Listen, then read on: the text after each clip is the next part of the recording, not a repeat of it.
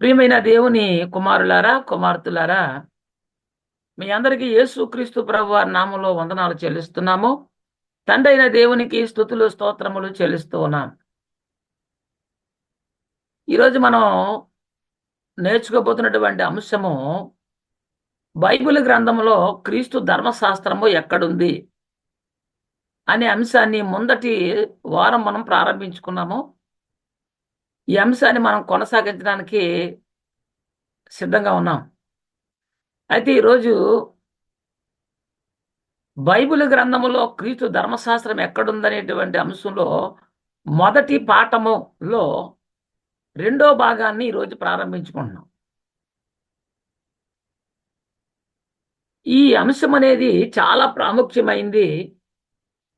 ప్రతి ఒక్కరు కూడా తప్పనిసరిగా నేర్చుకోవలసినటువంటి అంశం. యేసుక్రీస్తు శరీరధారిగా ఉన్నటువంటి కాలంలో వారు చేసినటువంటి బోధ ఎవరికి మాత్రమే పరిమితము అంటే ఇశ్రాయేలుకు మాత్రమే పరిమితం. ఎందుకు ఇశ్రాయేలుకు మాత్రమే ఆ బోధ పరిమితం అనేది కూడా మనం నేర్చుకోవాల్సిన అవసరం ఉంది. యేసుక్రీస్తు ప్రభు వారు శరీరధారుడుగా ఉన్నప్పుడు వారు బోధించినటువంటి బోధ మరి కొంతమందికి మాత్రమే పరిమితమై ఉంది. ఎవరికి మాత్రమే పరిమితం అంటే ఇశ్రాయేలుకు మాత్రమే పరిమితం. ఎందుకు? దానికి కారణం కూడా తెలుసుకోవాలి మనం. అంటే ఎందుకంటే యేసుక్రీస్తు ఎవరికి పరిచారకుడిగా ఉండడానికి వచ్చాడు ఈ లోకానికి. ఆయన సున్నతి పొందిన వారికే పరిచారకుడిగా వచ్చాడు. సున్నతి పొందిన వారికే పరిచారకుడిగా వచ్చాడు. వాక్యంలో చూద్దాం. రోమపత్రిక 15వ అధ్యాయము 8, 9 వచనములు చూద్దాం. నేను చెప్పినది ఏమనగా, పితరులకు చేయబడిన వాగ్దానముల విషయంలో దేవుడు సత్యవంతుడని స్థాపించుటకును. ఏమన్నాడు?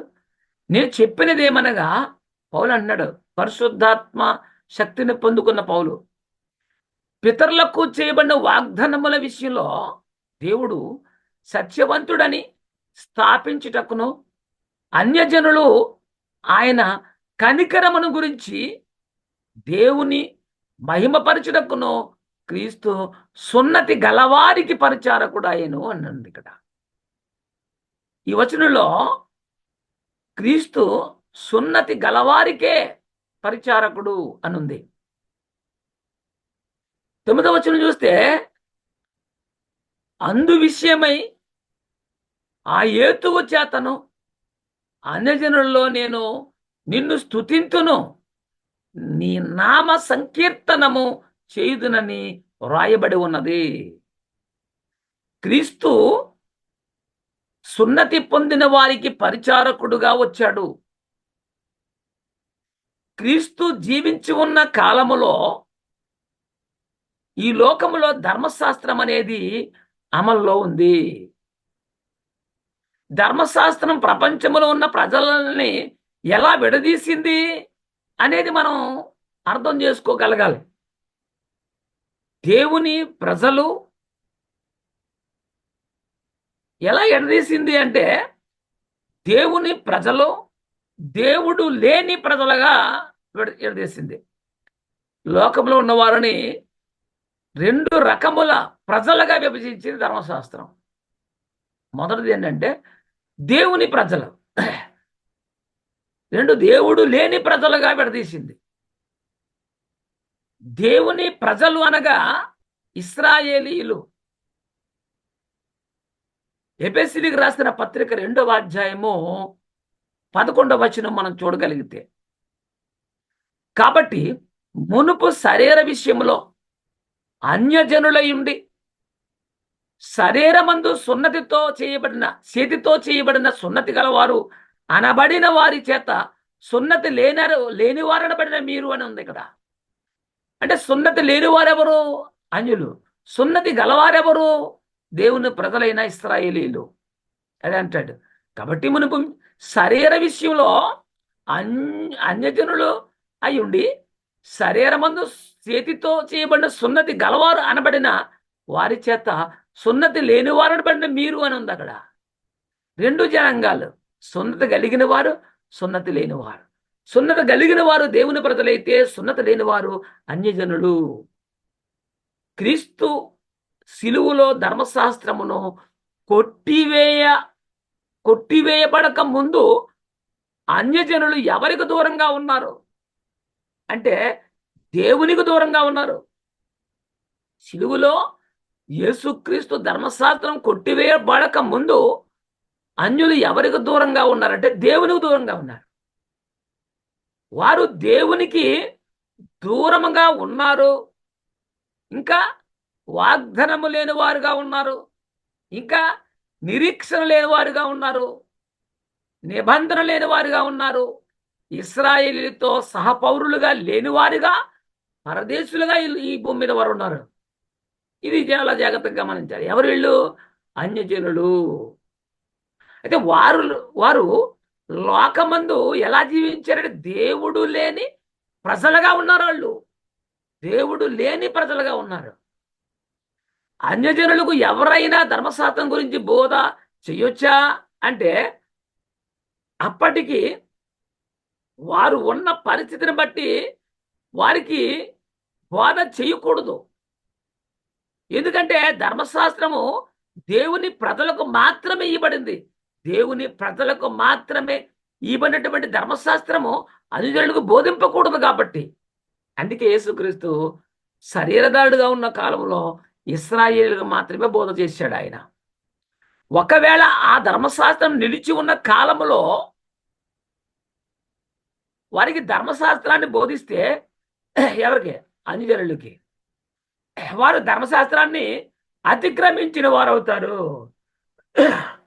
యేసుక్రీస్తు ప్రభు వారు ధర్మశాస్త్రమును గైకొనుచు ఉన్నాడు, నెరవేరుస్తున్నాడు ఆయన. ఇంకా ముందు కొట్టివేయాలంటే దాన్ని పూర్తిగా నెరవేర్చాలి. ఎవరు నెరవేరుస్తారంటే దాన్ని అనుసరించిన వారు కొట్టివేస్తారు. మరి ఎప్పటి వరకు అన్యజనులు దేవుడు లేని ప్రజలుగా ఉన్నారు అంటే ధర్మశాస్త్రం అమల్లో ఉన్నంత కాలం వారు దేవుడు లేని ప్రజలుగానే ఎక్కడగా ఉన్నారు. ధర్మశాస్త్రం అమల్లో ఉన్నంత కాలం కూడా వారు దేవుడు లేని ప్రజలుగానే భూమి మీద ఉన్నారు. మరి ధర్మశాస్త్రాన్ని ఎవరు కొట్టేశారు? ఇది చాలా మందికి ఇప్పుడు తెలియదండి, ఒప్పుకోరు కూడా. ధర్మశాస్త్రాన్ని ఎవరు కొట్టేశారు? ఎక్కడ కొట్టేశారు? ఈ సంగతులు బైబిల్లో ఉన్నాయి కానీ వీళ్ళకి అర్థం కాదు, పట్టించుకోరు. ధర్మశాస్త్రాన్ని యేసుక్రీస్తు కొట్టేశాడు. ఇది చాలా జాగ్రత్తగా మనం చూడాలి. ఎక్కడ కొట్టేశాడు? సిలువలో కొట్టేశాడు. ఎఫెసీయులకు రాసిన పత్రిక 2వ అధ్యాయము 14వ వచనం. ఎఫెసీయులకు రాసిన పత్రిక 2వ అధ్యాయము 14వ వచనం. ఆయన మన సమాధానమై ఉండి మీకును మాకును ఉండిన ద్వేషమును చాలా జాగ్రత్తగా గమనించాలి. మీకును మాకును అంటే దేవుని ప్రజలకే, దేవుడు లేని ప్రజలైన అన్యులకి, మీకును మాకును ద్వేషం అనే ఉండిన ద్వేషమును అనగా విధిరూపకమైన ధర్మశాస్త్రం, విధిరూపకమైన ఆజ్ఞలు గల ధర్మశాస్త్రం. ఆజ్ఞలన్నా, విధులన్నా, కట్టడాలన్నా, ధర్మశాస్త్రం అన్నా ఒకటే. విధిరూపకమైన ఆజ్ఞగల ధర్మశాస్త్రమును తన శరీరమందు కొట్టివేయుట చేత అన్నాడు.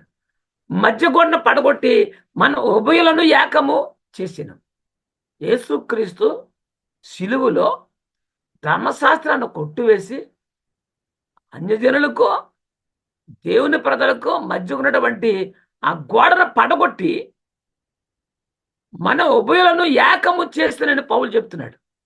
ఒకటి చేశాడు. రోమపత్రిక 3వ అధ్యాయం 2వ వచనం కూడా మనం చూస్తే, రోమపత్రిక 3వ అధ్యాయము 2వ వచనం కూడా చూడగలిగితే అంటాడు, ప్రతి విషయమందును అధికమే. మొదటిది ఎవరికి? దేవుని ప్రజలైన ఇశ్రాయేలు గట్ట యూదులకి ప్రతి విషయమందు అధికమే వారికి.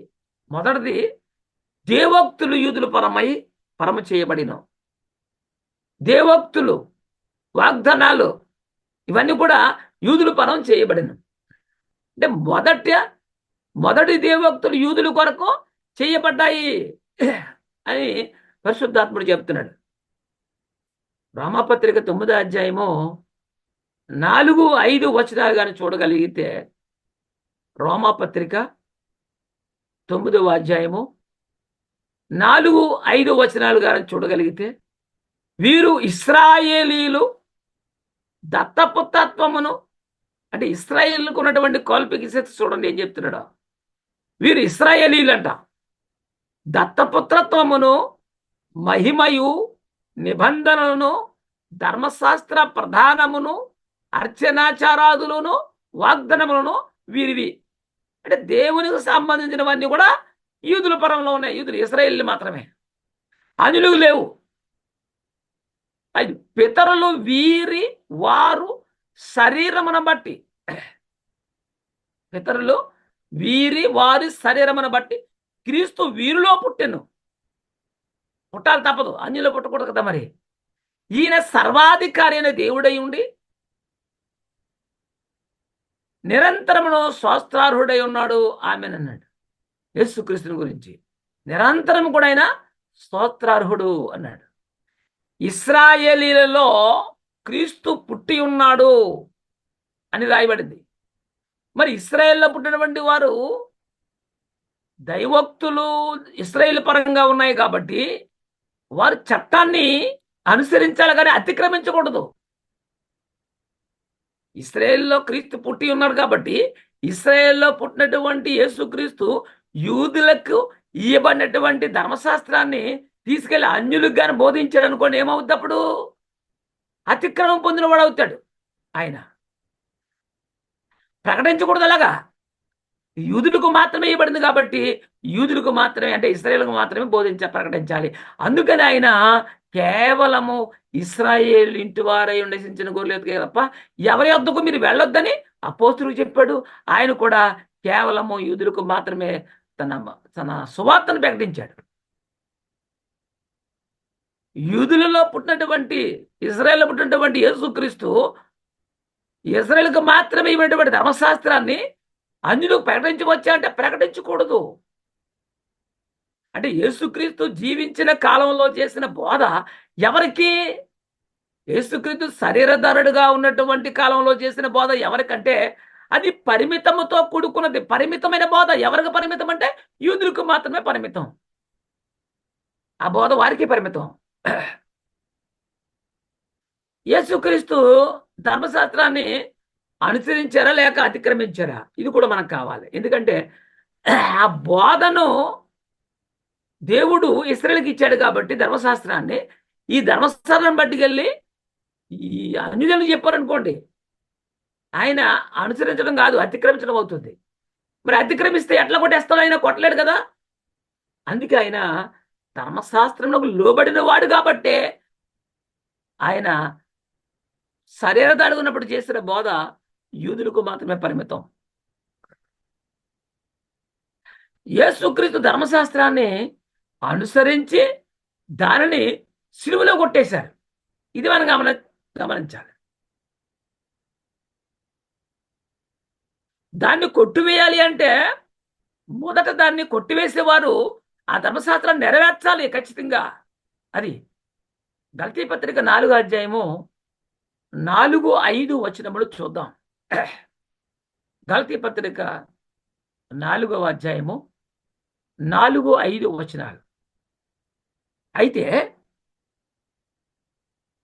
కాలం పరిపూర్ణమైనప్పుడు దేవుడు తన కుమారుని పంపెను.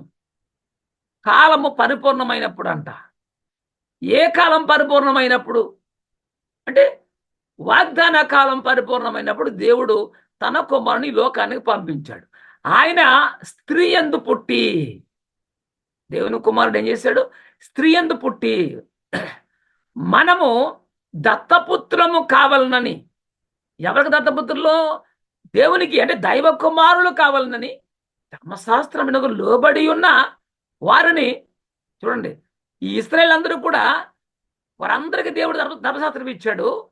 వారు ధర్మశాస్త్రం అనుసరించలేదు కాబట్టి వారిని ధర్మశాస్త్రం బంధించింది శరణలో.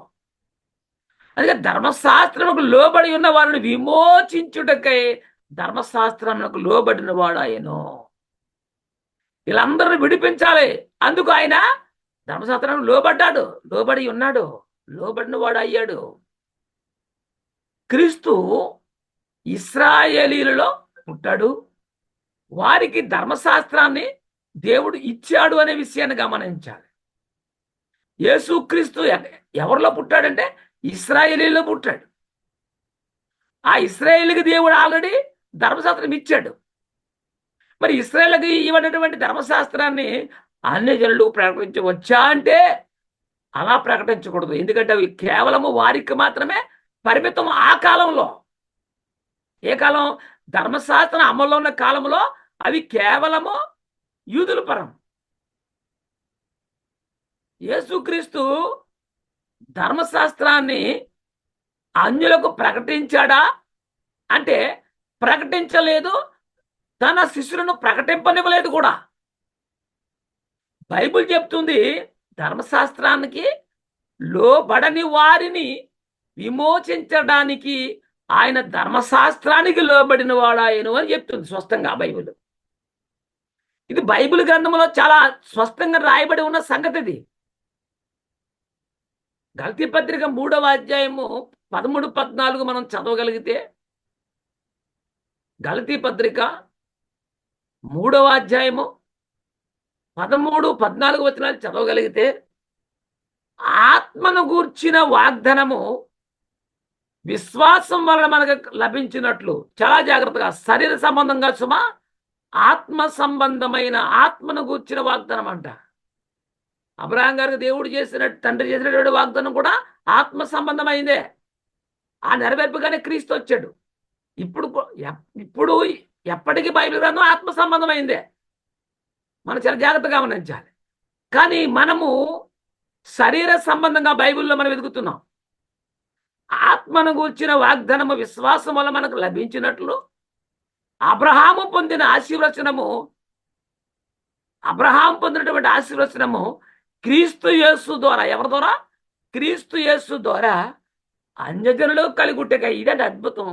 ఇది దేవరహస్యం. చెప్పండి, పూర్వం నుండి మరుగైన జ్ఞానం ఇదే. దేవునికి దూరంగా ఉన్నటువంటి ప్రజలను రక్షించడానికే దేవుని సంకల్పం. చూడండి, క్రీస్తు యేసు ద్వారా అన్యజనులకు కలుగుటకై క్రీస్తు మన కోసం శాపమై మనల్ని ధర్మశాస్త్రం యొక్క శాపము నుండి విమోచించెను. అంటే ఇప్పుడు దేవుని ప్రజలు ఎవరంటే క్రీస్తు యొద్దకు వచ్చిన వాళ్ళే దేవుని ప్రజలు. ఒకప్పుడు ఇశ్రాయేలు దేవుని ప్రజలు, వారికి మాత్రమే ధర్మశాస్త్రం ఉంది, దేవోక్తులు ఉన్నాయి. అన్యులు దూరంగా ఉన్నారు వాళ్ళు. అయితే వారి మధ్యనటువంటి ఆ ధర్మశాస్త్రం కొట్టేశాడు. ఇద్దరమైపోయారు, అన్యులుగా ఉండిపోయారు. లోకమంతా ఒకటైపోయింది. ఇప్పుడు దేవుని ప్రజలు ఎవరంటే ఇప్పటికి కూడా క్రైస్తవులే దేవుని ప్రజలు. అందుకే అంటాడు ఇందును గూర్చి 14వ వచనం, రాను మీద వేలాడిన ప్రతివాడును శాపగ్రస్తులని రాయబడి ఉంది. యేసుక్రీస్తు మన కోసం శాపమై ఉన్నాడు. మన పాపముల కోసము పాప శరీరాకాడుగా దిగొచ్చి బలిపశుగా వధించబడ్డాడు. కానీ ఆయన పాపి కాదు, ఆయన పరిశుద్ధుడు, నిర్దోషి అనే విషయాన్ని మనం గ్రహించవలసిన అవసరం ఉంది. ఇప్పుడున్న పరిస్థితిలో ధర్మశాస్త్రము ఇశ్రాయేళ్లకు ఇయ్యబడింది. ఎప్పుడు? ధర్మశాస్త్రం అమలు ఉన్న కాలంలో. బైబిల్ గ్రంథంలో 2 నిబంధనలు ఉన్నాయనే విషయాన్ని మనం గమనించాలి. బైబిల్ గ్రంథంలో 2 నిబంధనలు కలవు. అవి ఏంటంటే, 1 పాత నిబంధన, 2 క్రొత్త నిబంధన. ఇది స్పష్టంగా రాయబడిపోయింది. కానీ వీళ్ళకి అర్థం కాదు ఏంటంటే, పాతది అనేటువంటిది కూడా పనికొచ్చేదే, మనం చదవవలసిందే, మనం ఆజ్ఞగా దాన్ని కూడా పాటించవలసిందే అనుకుంటున్నారు తప్ప అది క్రీస్తు శిలువలో కొట్టివేశాడనే సంగతి చాలా మందికి తెలియనటువంటి సంగతి. అది పాత నిబంధనలో ఎన్ని పుస్తకాలు ఉన్నాయి? బైబిల్ డీటెయిల్స్ మనం చూడగలిగితే 39 పుస్తకాలు పాత నిబంధన గ్రంథములో భాగములో రాయబడి ఉన్నాయి. పాత నిబంధన భాగములో 39 పుస్తకాలు ఉన్నాయి. అయితే ఈ 39 పుస్తకాలు పాత నిబంధనేనా, మొదటి నిబంధనేనా, ధర్మశాస్త్రమేనా అంటే కాదు. మొదటి పుస్తకాలు 5 ఉన్నాయి కదా, పంచకాండాలు అంటారు. ఈ పంచకాండాలు పాత నిబంధన అని మనం గుర్తించాలి. ఎందుకంటే మోసే గారికి దేవుడు ధర్మశాస్త్రం అనుగ్రహించాడు. మోసే ద్వారా ఇజ్రాయేలుకు దేవుడు ధర్మశాస్త్రం అనుగ్రహించాడు. మరి బైబిల్ గ్రంథంలో మోసే రాసినటువంటి గ్రంథాలు ఎన్ని ఉన్నాయి అంటే, మోసే రాసినవే ధర్మశాస్త్రం కాబట్టి ప్రారంభంలో ఆయన ఒకే పుస్తకంగా ఉన్నప్పుడు కూడా అది చదవర్లకు అనుగుణంగా దాన్ని విభజించి 5 భాగాలుగా చేసి రాయడం జరిగింది. కాబట్టి సంఖ్యాకాండమని, లేవికాండమని, నిర్గమాకాండమని, ఆదికాండమని, ద్వితీయోపదేశ కాండమని రాశారు. ఈ 5 పంచకాండాలు మోసే గారు రాసినటువంటి గ్రంథాలు కాబట్టి దీన్నే పాత నిబంధన అంటారు.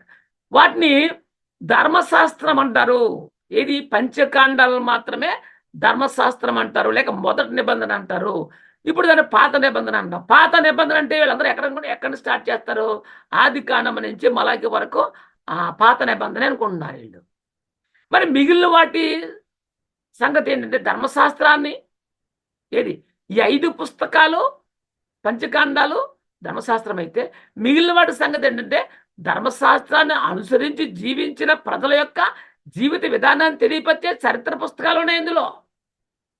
ఏమండి, ఆలోచించాలి. మరి ఈ చరిత్రకి సంబంధించిన పుస్తకాలు ఎన్ని ఉన్నాయి? పంచకాండాలు ఎన్ని ఉన్నాయి?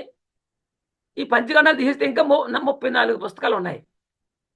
ఏమండి, 39 పుస్తకాల్లో 5 కాండాలు పోతే, పంచకాండాలు పోతే ఇంకా 34 ఉన్నాయి. ఈ మిగిలిన 34 పుస్తకాల గురించి కూడా ఆలోచన చేద్దాం. ఎందుకంటే చాలా జాగ్రత్తగా మనం గమనించవలసిన అవసరం ఉంది. ఇందులో చరిత్ర పుస్తకాలు ఉన్నాయి, పద్య భాగాలు ఉన్నాయి. అలాగనే మరి ఇశ్రాయేల్ యొక్క వారు ధర్మశాస్త్రము అమల్లో ఉన్న కాలంలో వారు జీవించి ఉన్నటువంటి జీవిత విధానాన్ని తెలిపేటువంటి పుస్తకాలు కూడా అందులో ఉన్నాయనే విషయాన్ని మనము గమనించవలసిన అవసరం ఉంది. ఇలా మనం గమనిస్తే ఇందులో కొన్ని చరిత్ర తెలిపే పుస్తకాలు ఉన్నాయి, పద్య భాగాలు ఉన్నాయి, ప్రవక్తల గ్రంథాలు కూడా ఉన్నాయనే విషయాన్ని మనం గ్రహించాలి. ఏమండి, ధర్మశాస్త్రము కలిగినటువంటి దేవుని ప్రజలు జీవించిన జీవిత విధానం తెలియపరిచే గ్రంథాలు ఉన్నాయి, చరిత్ర పుస్తకాలు, పద్య భాగాలు ఉన్నాయి, ప్రవక్తల గ్రంథాలు కూడా ఇందులో ఉన్నాయి. మరి పాత నిబంధనకు సంబంధించిన చరిత్ర ఇప్పుడు ఎన్ని పుస్తకాల్లో ఉంది? పాత నిబంధన కాలములో అంటే ధర్మశాస్త్రం అమలులో ఉన్నటువంటి కాలములో ఉన్న ప్రజలు జీవించిన జీవిత విధానం తెలియపరిచే చరిత్ర పుస్తకాలు ఎన్ని ఉన్నాయంటే, ఈ పాత నిబంధనలు ఉన్నాయి, ఇంకెక్కడ లేవంటే ఇంకా ఉన్నాయి. పాత నిబంధన బైబిల్లో ఉంది కాబట్టి అనుసరించాలా? ఇది మనం అనుసరించవలసిన అవసరం ఉందా మనకంటే? వాస్తవానికి లేదు. కానీ కొంతమంది ఇది మన బైబిల్లో ఉంది కాబట్టి మనం కూడా దీన్ని ఆజ్ఞగా పాటించాలని అనుసరిస్తున్నారు, బోధిస్తున్నారు. అది ఇశ్రాయేలుకి ఇచ్చినటువంటి ధర్మశాస్త్రం. ఇప్పుడు మనము అనుసరించవలసిన అవసరం ఉందా అంటే అస్సలు లేదు. అది ఈ మోసే ద్వారా ఎవరికి ఇచ్చాడు? ఇశ్రాయేలుకు మాత్రమే ఇచ్చారు దేవుడు. ఎందుకంటే ధర్మశాస్త్రం ఇప్పుడు అమల్లో లేదు, అది కొట్టివేయబడింది. మరి ధర్మశాస్త్రం ఎప్పుడు వరకు అమల్లో ఉంటుంది అంటే, అది కొట్టివేసే వరకు అమల్లో ఉంటుంది. ఎప్పుడు కొట్టేశాడు? యేసుక్రీస్తు సిలువలో కొట్టేశాడు, అంటే సిలువ వరకు కూడా అమల్లో ఉంటుంది. సిలువ మరణం పొందాడు కదా క్రీస్తు, అప్పటి వరకు కూడా ధర్మశాస్త్రం అమల్లో ఉంటుంది. దీన్ని బట్టి సువార్తలు 4 సువార్తలు కూడా పాత నిబంధన అంటే ధర్మశాస్త్రం అమల్లో ఉన్నటువంటి కాలములో ఉన్న ప్రజలు జీవించిన జీవిత విధానాన్ని తెలియపరిచే చరిత్ర పుస్తకాలే 4 కూడా. ఇది మనం గమనించవలసిన అవసరం ఉంది. ఎందుకంటే ఆయన సిలువలో ధర్మశాస్త్రం కొట్టే వరకు కూడా, కొట్టివేసే వరకు కూడా ఆ ధర్మశాస్త్రం అమల్లో ఉంది కాబట్టి వాగ్దాన సంతానము వచ్చే వరకు అమల్లో ఉంటుంది. విశ్వాసం వెల్లడగు వరకు అమల్లో ఉంటుంది. దిద్దుబాటు కలిగే వరకు అమల్లో ఉంటుంది ధర్మశాస్త్రం. ధర్మశాస్త్రం ఎప్పటి వరకు అమల్లో ఉంటుంది అంటే అది కొట్టివేయబడిపోయే వరకు కూడా అమల్లో ఉంటుంది. వాగ్దాన సంతానం వచ్చే వరకు అమల్లో ఉంటుంది. విశ్వాసం వెల్లడయ్యే వరకు అమల్లో ఉంటుంది. దిద్దుబాటు కాలము కలిగే వరకు అమల్లో ఉంటుంది. ఇవన్నీ మనం చాలా జాగ్రత్తగా నేర్చుకోవలసిన మన మైండ్లో ఉండాలన్నీ కూడా. తండ్రి చేత నియమించబడిన దినము వచ్చే వరకు అమల్లో ఉంటుంది. తండ్రి చేత నియమించబడిన దినం అంటే రెండో రాకడ అనుకోవద్దు మనం. క్రీస్తు పునరుద్ధాన దినం. ధర్మశాస్త్రం అంతయు నెరవేర్చే వరకు అమల్లో ఉంటుంది. ధర్మశాస్త్రం అంతా క్రీస్తు నెరవేర్చి కొట్టేసే వరకు కూడా అది అమల్లో ఉంటుంది. ధర్మశాస్త్రం ఇప్పుడు అమల్లో లేదు అని బైబిల్ గ్రంథం చెప్తుంది. ఇప్పుడు కానీ అమల్లో లేదని బైబిల్ చెప్తుంటే, బైబిల్ గ్రంథం చెప్తుంటే మనోళ్ళు అమల్లో ఉందని ఈ 10 ఆజ్ఞలు ఇంటి ముందు పెట్టుకున్నారు. ఇవే సండే స్కూల్ నుంచి కూడా పిల్లలకి కంటత్త చేపిస్తున్నారు. ఇప్పుడు ధర్మశాస్త్రం కొట్టివేయబడింది అని బైబిల్ గ్రంథం చెప్తుంది. బైబిల్ చెప్తుంది, లేఖనాల్లో ఉన్నాయి. వాక్యాన్ని చూద్దాం మనం. ఒక యూబీఏ మాత్రమే లేఖనానుసారంగా ప్రకటన చేస్తూ ఉన్నారు. మాట్లాడిన ప్రతిదానికి రుజువు లేకుండా మాట్లాడరు. ఎఫెసీయులకు రాసిన పత్రిక 2వ అధ్యాయం 14వ వచనం చూడగలిగితే, ఎఫెసీ 2:14, ఆయన మన సమాధానమై ఉండి మీకును మాకును ఉండిన ద్వేషమును అనగా విధి రూపకమైన ఆజ్ఞల గల ధర్మశాస్త్రము తన శరీరమందు కొట్టివేటు చేత మధ్యగోడను పడగొట్టి మన ఉభయులను ఏకము చేసేను అని ఉంది. క్రీస్తు కొట్టేశాడు. దేని కొట్టేశాడు? విధి రూపకమైన ఆజ్ఞల గల ధర్మశాస్త్రమును తన శరీరమందు కొట్టివేయుట చేతని చాలా స్పష్టంగా బైబిల్ చెప్తూ ఉంటే దీన్ని నమ్మని వారు చాలా మంది ఉన్నారు. 2 కొరింథీయులకు రాసిన 2వ పత్రిక 3వ అధ్యాయము 14వ వచనంలో కూడా పౌలు గారు చెప్తున్నాడు. పరిశుద్ధాత్మ శక్తిని పొందుకుని మాట్లాడుతున్నాడు. మరియు వారి మనసులో కఠినములాయను వదిలేవాడు భ్రష్టులుగా ఉంచాలనేదే వాడు ప్రయత్నం. ఇశ్రాయేలు గురించి పౌలు మాట్లాడుతున్నాడు. వారి మనసులో కఠినములాయను గనుక నేటి వరకును పాత నిబంధన చదువునప్పుడు అది క్రీస్తునందు కొట్టివేయబడిన వారికి తేటపరచబడక ఆ ముసుగే నిలిచి ఉన్నది. కొట్టివేయబడిన దాన్ని చదువుతున్నారు వారు చదువుతున్నది కొట్టివేయబడిపోయింది, తీసివేయబడిపోయింది, రద్దు చేయబడిపోయింది, అదృశ్యమైపోయింది. దాని స్థానంలో కొత్త నిబంధన వచ్చింది. క్రీస్తు ధర్మశాస్త్రం వచ్చిన సంగతి వాళ్ళు మర్చిపోయారు, తెలుసుకోలేకపోతున్నారు. ఆ ముసుకే ఇంకా నేటికి నిలిచి ఉంది అని లేఖనాలు చెప్తున్నాయి, నేను చెప్పడం కాదు. కొలస్సీలకు రాసిన పత్రిక 2వ అధ్యాయము, కొలస్సీలకు రాసిన పత్రిక 2వ అధ్యాయం. ఈ మాటలు చాలా ఇంపార్టెంట్, మంచి అద్భుతమైనటువంటి జ్ఞానం అండి. ఇది అందరూ తెలుసుకోవాలి తప్పనిసరిగా. కొలస్సీ 2వ అధ్యాయము 13, 14, 15 వచనాలు చూడగలిగితే అక్కడ ఏమని రాయబడింది? మరియు అపరాధముల వలనను శరీరమందు సున్నతి పొందక ఉండుట వలన మీరు మృతులై ఉండగా, ఏమన్నాడు? అపరాధములు, వారు చేస్తున్న పాపాలు, శరీరమందు సున్నతి పొందక ఉండుట వలన మీరు మృతులై ఉండగా దేవుడు వ్రాత రూపకమైన ఆజ్ఞల వలన మన మీద రుణముగాను మనకు విరోధముగాను ఉండిన పత్రమును మేకులతో సిలువగా కొట్టి దాని మీద సేవ్రాతను తుడిచివేసి మనకు అడ్డము లేకుండా దాన్ని ఎత్తివేసి మన అపరాధములన్నింటినీ క్షమించి. అంటే ఇది అన్యుల గురించి పౌలు గారు చెప్తున్నాడు. సిలువలో క్రీస్తు అడ్డముగా ఉన్నదాన్ని కొట్టేశాడట, ఎత్తివేసి మన అపరాధములన్నింటినీ క్షమించేశాడు. 12వ వచనం చూడండి. ఆయనతో కూడా మిమ్మును జీవింపజేసెను. ఆయన ప్రధానులను అధికారులను నిరాయుధులుగా చేసి సిలువు చేత జయోత్సముతో వారిని పట్టి తెచ్చి బాటముగా వేడుకు కనపరిచెను. ఇవాళ మనం అందరం కూడా క్రైస్తులుగా ఉన్నామంటే, దేవునికి వారసులుగా ఉన్నామంటే కారణం క్రీస్తు సిలువు కాదా? సిలువ మరణము కాదా? ఆయన ధర్మశాస్త్రం కొట్టివేయడం ద్వారా కాదా? కొట్టివేయకుండా ఉంటుంటే ఇప్పటికే మనకి దేవోక్తులు మన దగ్గరకు వచ్చేవి కాదు కదా. ధర్మశాస్త్రం ఎవరి యందు పరిసమాప్తమైంది అని బైబిల్ చెప్తుంది. ధర్మశాస్త్రం పరిసమాప్తమైంది ఎవరి యందు? క్రీస్తు యందు అని బైబిల్ చెప్తుంది కదా. రోమిలికి రాసిన పత్రిక 10వ అధ్యాయము అపోస్తుడైన పౌలు గారు రోమా సంఘానికి రాస్తున్నాడు. 10వ అధ్యాయం 4వ వచనం చదువుదాం.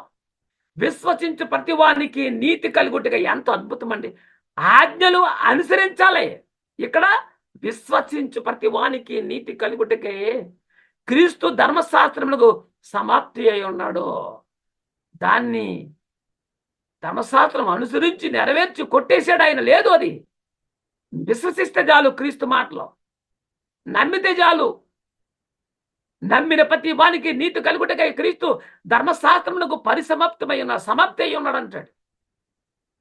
ధర్మశాస్త్రం ఎందుకు కొట్టివేయబడిపోయింది? ధర్మశాస్త్రం మంచిది కాదా? అంటే ధర్మశాస్త్రం మంచిదే. ధర్మశాస్త్రము నీతి గలది, మహిమ గలది, యథార్థమైనది, జ్ఞాన సత్య స్వరూపము గలది. ఏంటి? ధర్మశాస్త్రం కొట్టేశాడంటే అది మంచిది కాదా? అది పనికిరాదా? దానికి ఎలాంటి పవర్స్ లేవా?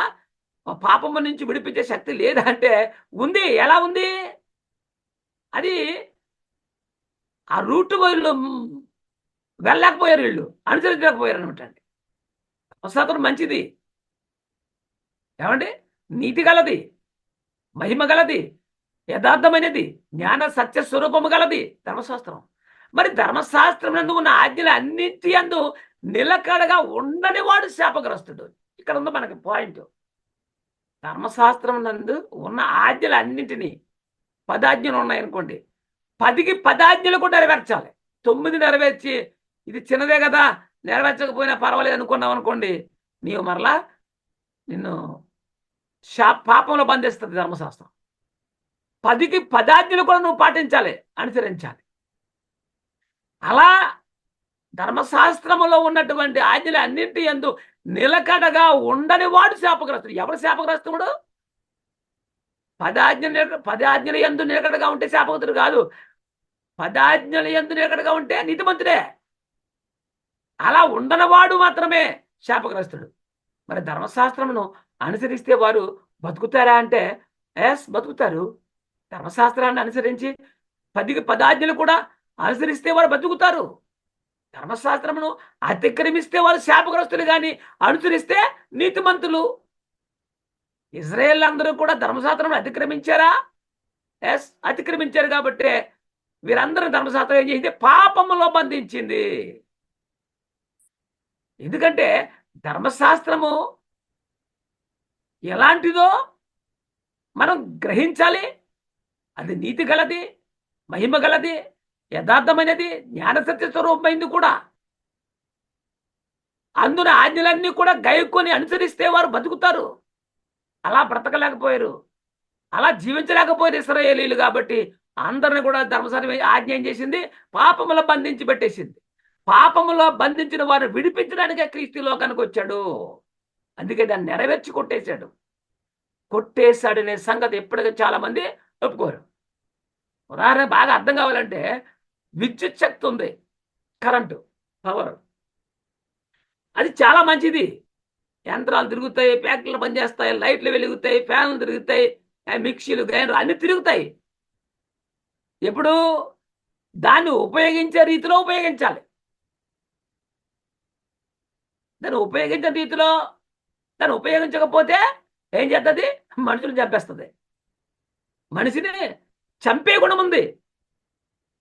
మనిషికి తోడ్పడి, సహాయపడి, సుఖమునిచ్చేటువంటి, వెలిగిచ్చేటువంటి స్వభావం ఉన్నటువంటి అదే కరెంటుని వినియోగించవలసిన రీతిలో వినియోగించకపోతే ఆ మనిషిని చంపుతుంది, చంపేస్తుంది. అంతే ధర్మశాస్త్రం అంతే. ఆజ్ఞలన్నీ గైకుంటే వాడు బ్రతుకుతాడు, నీతిమంతుడిగా జీవిస్తాడు. అనుసరించకపోతేనే వాడు శాపగ్రస్తుడు అవుతాడు, వాడి పాపంలో బంధిస్తుంది. మరి దేవుని ప్రజలందరినీ ధర్మశాస్త్రము పాపమనే శరలో బంధించింది. కాబట్టే దేవుడు యేసుక్రీస్తును లోకానికి పంపించి మొదట ధర్మశాస్త్రాన్ని సిలువలో కొట్టివేయించాడు, నెరవేర్చి. ధర్మశాస్త్రం ఏం చేసింది? దేవుని ప్రజలందరినీ బంధించింది పాపంలో. ఆజ్ఞ అతిక్రమమే పాపము. వాడు అతిక్రమించారు కాబట్టి చెరలో బంధించేసింది. విడిపించాలంటే ఏం చేయాలి? నెరవేర్చాలి. నెరవేర్చాడు, దాన్ని కొట్టేశాడు. ఎక్కడా? శిలువలో. మరి యేసుక్రీస్తు ధర్మశాస్త్రమును అనుసరించి కొట్టేశాడు. అందుకనే యేసుక్రీస్తు బోధ యూదులకు మాత్రమే ప్రకటించమని తన శిష్యులకు ఆజ్ఞాపించి పంపించాడు అప్పుడు. ఎందుకంటే అప్పుడు ఏముంది అమల్లో? ధర్మశాస్త్రం అమల్లో ఉంది. ఆ ధర్మశాస్త్రానికి యేసుక్రీస్తు కూడా లోబడాలి, అనుసరించాలి. కాబట్టి తన శిష్యులను పంపిస్తూ కూడా ఏమన్నాడు? కేవలము యూదులకు మాత్రమే ప్రకటించమన్నాడు. అన్యుల మార్గంలోనికి మీరు పోవద్దన్నాడు. ఏమండి? ఆలోచన చేయండి. ఇంకా మనం ముందుకు వెళ్తే ధర్మశాస్త్రమును క్రీస్తు కొట్టేశాడు. అయితే దానిని మనము అనుసరించకూడదా? అనుసరించకూడదా? ధర్మశాస్త్రం కొట్టేశాడు. కొట్టితే ఏమైంది? మేము అనుసరిస్తామంటావా? అసలు అనుసరించవచ్చా? అది వాళ్ళకే పని చేయలేదురా ఇజ్రాయేల్కి, మరి నీకేం పని చేస్తే? పని చేయలేదు కాబట్టి కొట్టేశాడు ఆయన. మరి కొట్టిన దాన్ని నేను అనుసరిస్తాను, అనుసరించకూడదా అని అడిగారు అనుకోండి, నా సమాధానం ఏంటంటే, ఒక వ్యక్తికి భయంకరమైన జబ్బు వచ్చింది, హాస్పిటల్కి వెళ్ళాడు, డాక్టర్ గారు చూపించుకున్నాడు, టాబ్లెట్లు రాశారు, ఇంటికి కొనుక్కున్నాడు, ఇంటికి వచ్చాడు, వేసుకున్నాడు, కానీ తగ్గలేదు. ఏమండి? టాబ్లెట్లు వేసుకున్నాడు కానీ తగ్గలేదు. మళ్ళీ వెళ్ళిపోయాడు. ఏమంటే ట్యాబ్లెట్లు వాడాను కానీ తగ్గలేదు అన్నాడు అనుకోండి, ఏం చేస్తాడు? ఈ ట్యాబ్లెట్లు పనిచేయలేదనన్నా మళ్ళీ కొత్త రాత్రని చెప్పేసి మరొక లిస్ట్ రాస్తాడు, మరలా మన మెడికల్ లిస్టులో పోయి మరలా తెచ్చుకుంటాడు, అవి వేసుకుంటాడు. అవి వేసుకుంటే ఏమండి పనిచేసే అనుకోండి, ఈ మొదలు ఏం చేస్తాడు? పారేస్తాడు, పక్క పారేస్తాడు, బయట పారేస్తాడు. వేరే ఆ పక్కన మరలా జబ్బు వచ్చింది అనుకోండి, వీడు పారేసినటువంటి ట్యాబ్లెట్లు వాడు వేసుకుంటే ఎట్లా తగ్గుద్దా? వాడు పారేసిన ట్యాబ్లెట్ వీడు వేసుకున్నాడు, తగ్గుద్దా? అంటే వాడు తగ్గదు, ఇడిగా తగ్గుద్ది. అట్లా దేవుని ప్రజల్ని ఈ ధర్మశాస్త్రం నీతిమంతులుగా తీర్చలేకపోయింది. కారణం ఏంటంటే వీళ్ళు అనుసరించలేకపోయారు వాళ్ళు. మరి మనం దాన్ని కొట్టేశాడు ఆయన. మరి కొట్టేసిన దాన్ని నేను పాటిస్తానంటే ఎట్లా? ఏదో ఒకటి అని చెప్పి మనం వేసుకుంటే కుదురుద్దా? ఖచ్చితంగా గమనించాలి. ఏ జబ్బుకి ఏ మందు వేసుకోవాలో జాగ్రత్తగా వేసుకుంటావు, తగ్గకపోతే మరొక చోటుకు వెళ్ళి దానికి తగ్గట్టుగా మందులు వాడతావు. కానీ నీ ఆత్మరక్షణ కోసం మాత్రం నువ్వు వాక్యాన్ని సర్వసత్యం అని తెలుసుకునే ప్రయత్నం చేయట్లేదు. చేసి తీరాలి. ఇశ్రాయేలును నీతిమంతులుగా తీర్చలేనటువంటి ఆ ధర్మశాస్త్రం మనం నీతిమంతులుగా తీర్చగలదా? ఆలోచించు. వాడికి తగలేదు ఆ నీరసం, ఆ వ్యాధి, ఆ రోగం, టాబ్లెట్లు మారేసాడు బయట. అవి నువ్వు వేసుకున్నావు అనుకోండి, నీకే తగ్గుద్ది, వాడు తగ్గించాడు కదా. మరి అట్లా ఇశ్రాయేలు నీతిమంతులుగా తీర్చలేనటువంటి ధర్మశాస్త్రం నిన్ను నీతిమంతుడిగా తీర్చగలుగుదా అంటే ఎట్లా తీర్చలేదు కదా. అలాంటిది క్రైస్తవులు మనము ధర్మశాస్త్రం ఎందుకు పాటించాలి? మనం ఎవరం? క్రైస్తవులు. కొట్టివేయబడినటువంటి ధర్మశాస్త్రం మనం పాటించవచ్చా అంటే పాటించకూడదు, ఆజ్ఞగా పాటించకూడదు. మళ్ళీ బైబిల్ గ్రంథంలో ఇశ్రాయేలులకు చెప్పిన బోధ ఎక్కడుంది తెలుసుకోవాలి. ఏమండి? ఒక ఉత్తరం వచ్చింది అనుకోండి, పూర్వకాలం వచ్చేవి కదా, మరణ వార్త ఉంటే ఆ చివరి 4 భాగాల చివరిని మసి బ్లాక్ రంగు పెట్టి పంపించేవారు. అడ్రస్ ఉండేది. ఆ అడ్రస్ వాళ్ళు చూసి ఇది ఎవరితో చూసుకుని కరెక్ట్గా చూసుకుంటే వాళ్ళు మాదనుకునేవాళ్ళు. అడ్రస్ కాబట్టి ఇది నీదంటే ఒప్పుకుంటాడు వాడు. అలా మనం గమనించాలి. మరి బైబిల్ గ్రంథంలో ఇశ్రాయేలుకు చెప్పిన బోధ ఎక్కడుంది? బైబిల్ గ్రంథంలో క్రైస్తవుల కొరకు చేసిన బోధ ఎక్కడుంది అనేది కూడా మనం తెలుసుకోగలేకపోతే ఎట్లా? ఎవరి ఉత్తరం వారికి సమాధానం చెప్పుద్ది. అలా ఇశ్రాయేలుకు దేవుడు ఇచ్చినటువంటి ధర్మశాస్త్రం వాళ్ళకే, అది మనకు కాదు. మరి బైబిల్ గ్రంథంలో కేవలము ఇశ్రాయేలు కొరకు ఉన్నటువంటి బోధ ఉంది, క్రైస్తవుల కొరకు ఉన్నటువంటి బోధ కూడా ఉంది. అది ఎక్కడ ఉంది అనేది మనం మొదట తెలుసుకోగలగాలి. సంఘము కొరకు దేవుడు ఒక పెద్ద సంకల్పించాడు తెలుసా? సంఘము కొరకు తండ్రి ఒక పెద్ద సంకల్పాన్ని సంకల్పించి తన కుమారుని పంపించి సిలువ వేయించి అందులో ధర్మశాస్త్రాన్ని కొట్టివేస్తే మరి శ్రేష్టమైన నిరీక్షణ మనకు ఇస్తే దాన్ని మానేసేసి దానివల్ల వీళ్ళ నీతిమంతులుగా తీర్చబడలేకపోతున్నారు. ఆ ధర్మశాస్త్రం ఆజ్ఞ అందరిని బంధించేస్తుంది పాపంలో అని చెప్పి దాన్ని కొట్టేసేసి తీసేసి నీకు ఒక నిరీక్షణ మనకు ఆయన ఇస్తే దాన్ని మానేసి దాన్ని పక్కన పెట్టి కొట్టేసిన దాన్ని పెట్టుకుని ఏలాడుతున్నారు వీళ్ళు. కొట్టివేయబడిన ధర్మశాస్త్రాన్ని క్రైస్తవులు అనుసరించడం అనేది ఎంతవరకు కరెక్టు ఆలోచించు. అంటే ఇది వారికి మింగిడి పడదు, బోధకులకి మింగిడి పడదు, విశ్వాసులు కూడా ఒప్పుకోరు. ఎందుకంటే శాతాను ఇదే చేయి, నువ్వు అదే చేయి అంటాడు. గలతీ పత్రిక 5వ అధ్యాయం 4వ వచనం.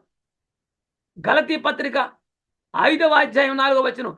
మీలో ధర్మశాస్త్రం వల్ల నీతిమంతులని తీర్చబడివాడు ఎవరో వారు క్రీస్తులను బొత్తుగా వేరుపరచబడి ఉన్నారంటాడు. నేను సంఘంలో ఉన్నాను, నేను క్రైస్తవుండే, నువ్వు తప్పట్లు కొడుతున్నావు, కానీ ధర్మశాస్త్రం వల్ల నీతిమంతులు నువ్వు అనుకుంటున్నావు అనుకో, నువ్వు క్రీస్తులో నేను బొత్తుగా వేరుపరచబడి ఉన్నారని చెప్తున్నాడు. కృపలో నుండి తొలగిపోయి ఉన్నావని చెప్తున్నాడు. మరి నేటి కాల సంఘాల్లో ఉన్నటువంటి వ్యక్తులు ఆలోచన చేయాలి. నువ్వు కృపలోను తొలగిపోయే స్థితిలో ఉన్నావా, కృపలో ఉన్నావా? కృపలో ఉండాలంటే క్రీస్తు సంఘము కొరకు ఆత్మనియం ఎక్కడ పొందుపరిచాడో దాన్ని వెతకాలి, దాన్ని సంఘానికి బోధించవలసిన అవసరం మనకుంది. ధర్మశాస్త్రము ఇజ్రాయేల్ వలన, ధర్మశాస్త్రం ఇజ్రాయేల్నే నీతిమంతులుగా తీర్చలేకపోతే మరి మనల్ని ఎలా నీతిమంతులుగా తీరుస్తుంది? దేవుని ప్రజల కొరకు ఇచ్చినటువంటి ధర్మశాస్త్రం దేవుని ప్రజలనే నీతిమంతులుగా తీర్చబడలేకపోయి బంధించింది వారి చెరలో. ఇప్పుడు నువ్వు దాన్ని పాటిస్తాను అంటే ఆజ్ఞగా ఎలా నీతిమంతులుగా తీర్చబడతావు? నువ్వు నీ పాపముల కొరకు క్రీస్తు లోకములోనికి వచ్చాడు కదా, సిలువలో మృతి పొందాడు కదా, ఆయన నీ కొరకు ఆత్మ నియమమును ఇక్కడ స్థిరపరిచాడు కదా, అది ఎక్కడుందో తెలుసుకోవాల్సిన అవసరం నీకు ఉంది కదా. హెబ్రీ పత్రిక 8వ అధ్యాయం 7 నుంచి 13 వరకు చదువుకుందాం. హెబ్రీ పత్రిక. పరిశుద్ధాత్మ బోధ సర్వసత్యం ఇదే. యాలయనగా ఆ మొదటి నిబంధన లోపము లేనిదైతే, ఈ మాటను బట్టి ఏమర్థమవుతుంది? మొదటి నిబంధనలో లోపం ఉంది. ఏమిటి లోపం అంటే ఆజ్ఞలను అతిక్రమిస్తే పాపములో బంధించే ఒక స్థితి ఉంది. వీళ్ళేమో ఆజ్ఞలన్నీ కూడా గైకొనలేకపోతున్నారు. ఎలానగా మొదటి నిబంధనలో లోపము లేనిదైతే రెండవ దానికి అవకాశం ఉండనేరదు. అంటే రెండవది వచ్చింది కాబట్టి, మొదటి నిబంధనలో లోపము ఉందిగా, లోపము గలదు కాబట్టి దాన్ని కొట్టివేశాడు క్రీస్తు. అయితే ఈ రెండవది వచ్చింది కదా, కొత్త నిబంధన వచ్చింది కదా, అది ఎక్కడుంది? ఎవరి కోసం ఇవ్వబడింది తెలుసుకోవాలి మనం. అయితే ఆయన ఆక్షేపించి వారితో ఇలా చెప్తున్నాడు, ప్రభు ఇట్లా అని ఏమన్నాడు? ఇదిగో ఒక కాలం వచ్చుతున్నది, అప్పట్లో ఇశ్రాయేల్ ఇంటి వారితోనూ యూదా ఇంటి వారితో నేను కొత్త నిబంధన చేయుదును అని ఆ ప్రవచనం వాగ్దానం జ్ఞాపకం చేస్తున్నాడండి. ఇది నేను ఐగుప్తు దేశములో నుండి వీరి పితరులను వెలుపులికి రప్పించడానికై వారికి చెయ్యి పట్టుకున్న దినమున వారితో నేను చేసిన నిబంధన వంటిది కాదు. అంటే ఏ నిబంధన? ఎన్ని ఇచ్చాడటి?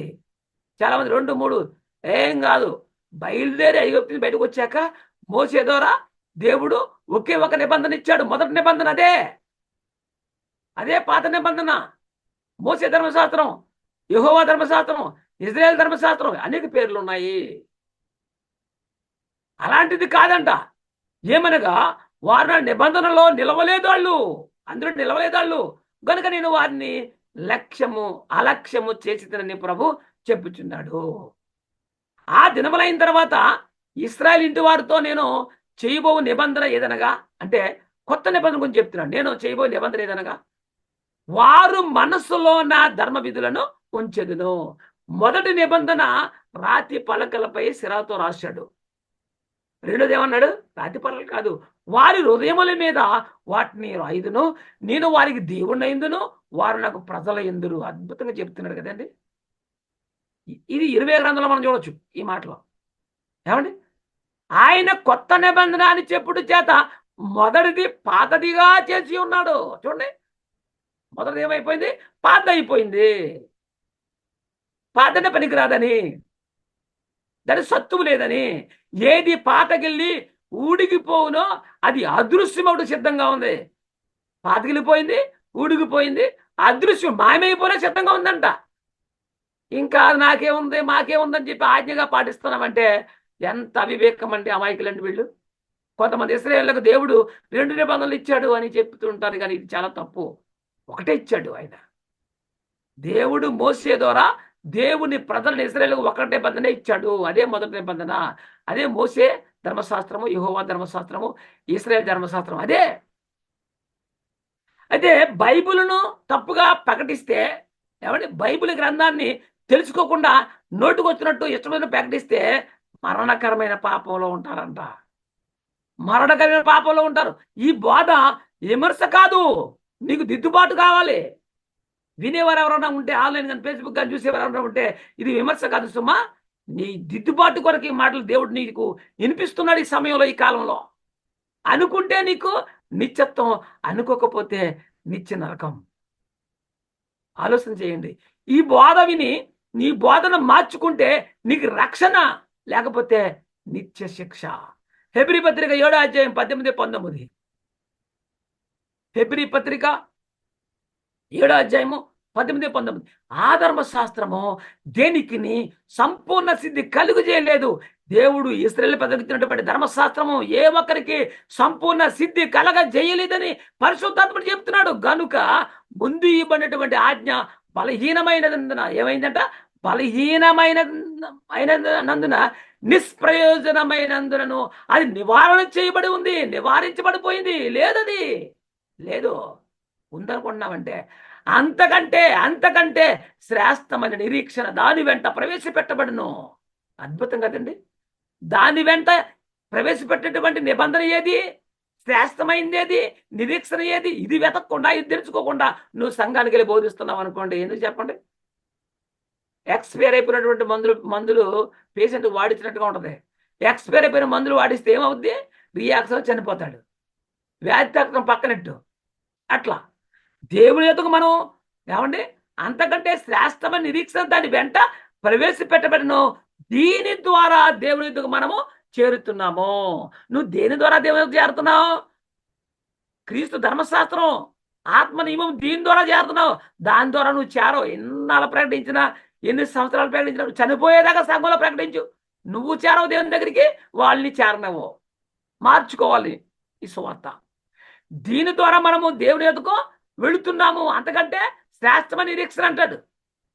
అంతకంటే శ్రేష్టమైన నిరీక్షణ ద్వారా మనం దేవుని ఎదుగు చేర్చబడుతున్నాము.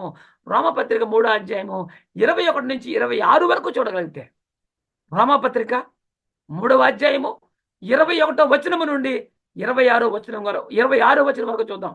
ఇట్లుండగా ధర్మశాస్త్రమునకు వేరుగా దేవుని నీతి బయలుపరచబడుచున్నది.